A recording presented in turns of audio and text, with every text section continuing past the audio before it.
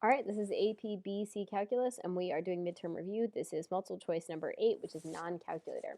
If f of x equals the natural log of x over x, which I'm going to go ahead and assume that the x is on the denominator of the entire, like natural log of x is on the top, not just that it's x over x, because that would be weird. It's just poorly typed. Which of the following is true? So the big thing here is all of these answers, right? They're all about the sign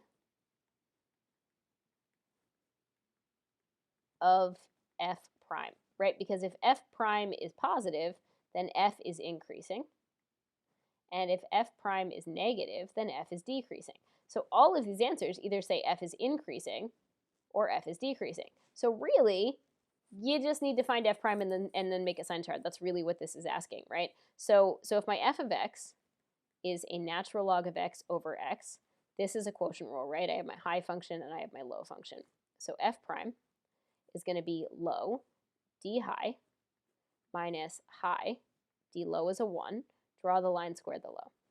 So f prime is going to be a 1 minus natural log of x on the top, and on the bottom it's an x squared.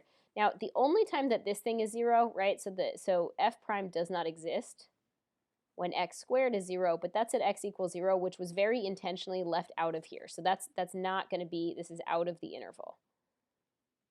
Not only is it out of the interval, but also x squared is positive for any x value that's not 0, right? So basically, I know my denominator is positive, and this entire problem is going to hinge on the sign of the numerator, right? So f prime is 0 when 1 minus the natural log of x is 0, which is when 1 equals the natural log of x.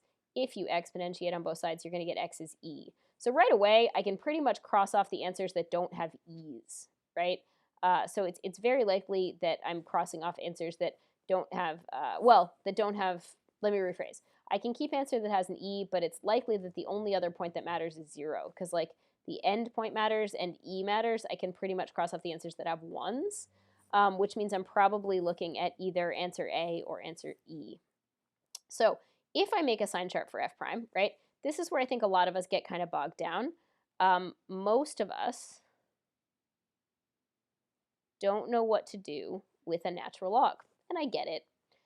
So a boring regular natural log graph looks like this, right? Meaning that where it crosses the axis, which happens to be at 1, it's negative before it crosses the axis and positive after. By putting a negative in front of this natural log, it's going to reverse the order. Instead of being negative before it's 0 and positive after, it's going to be positive before it's 0. So basically, it's going to look like this. It's positive and switches to negative. So what's going to happen is my f prime is positive, and then there is an x squared here, but remember, x squared is just always positive. So I get a positive and then a negative, which means my f is going up and then down. So either I can say that f is increasing on the 0 to e window, or I'm going to say that f is decreasing from e to infinity, and then we're going to look and see which of those options I'm given. So f is increasing. I don't have a 0 to e window as a choice. Those are both wrong. But f is decreasing for all x greater than e is correct, and that's my answer to 8.